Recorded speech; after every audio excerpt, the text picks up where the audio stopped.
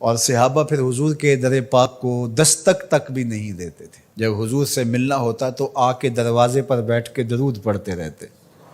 حضور جب خود آتے تو کوئی بات کہتے، انتظار کرتے رہتے۔ اور آقا کریم کا طریقہ بھی یہ تھا کہ جب حضور گھر تشریف لے جاتے اور حضور نے فوری پلٹ کے واپس آنا ہوتا تو حضور اپنے نالین باہر اتار دیتے۔ یہ سائن تھا اس بات کا کہ رکیے، حضور ابھی آ رہے ہیں۔ اور حضور نے اگر استراحت فرمانی ہے، ابھی نہیں آنا، تو حضور نالین سمیت چلے جاتے۔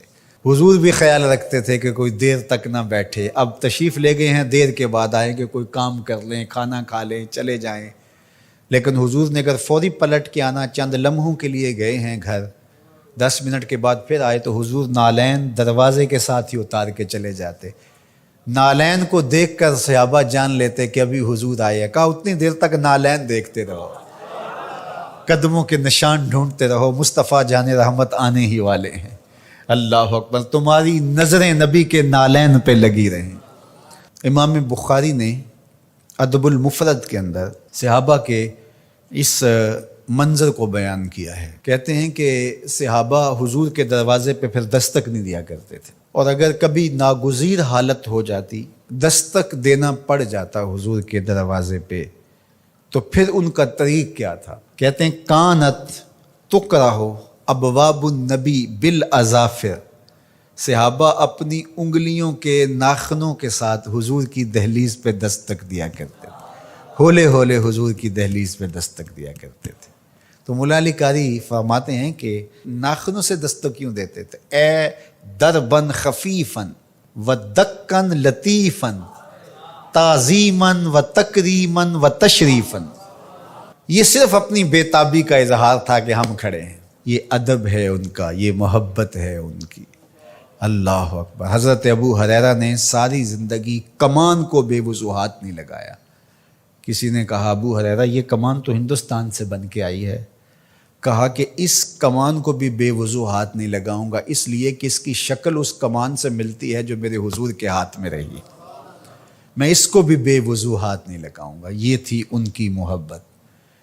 ایک صحابی حضور علیہ السلام کا ایک فرمان بیان کرتے ہیں اور کہتے ہیں حضور نے ایسے انگلیاں اٹھائیں اور بتایا، اور ایک دم کہا یہ میں صرف تمہیں بتانے کے لیے کہہ رہا ہوں، ورنہ میری انگلیاں حضور کی انگلیوں سے چھوٹی ہیں۔ اللہ اکبر۔ کہا یہ جو میں نے کہا نا حضور نے یوں انگلیاں اٹھائیں، یہ میں تمہیں بتانے کے لیے، مسئلہ سمجھانے کے لیے، میری انگلیاں حضور کی انگلیوں جیسی نہیں ہیں۔ اللہ اکبر۔ حضرت عباس بن عبد المطلب سے کسی نے پوچھا کہ آپ بڑے ہیں یا حضور بڑے ہیں؟ عمر کے بارے سوال کیا۔ کہا سال زیادہ میں نے گزارے ہیں، بڑے حضور ہی ہیں، بڑے حضور ہی ہیں۔ یہ تھا ان کا ادب، یہ تھی ان کی محبت۔ آپ اگر مجھے پوچھیں کہ دین کیا ہے تو میں اقبال علیہ رحمہ کا لہجہ ادھار لوں گا۔ انہوں نے کہا دین سراپا سوختن اندر طلب، انتہائش عشق آغازش ادب۔ طلب محبوب میں تڑپنے کا نام دین ہے، ادب سے شروع ہوتا ہے، عشق پہ ختم ہو جاتا ہے۔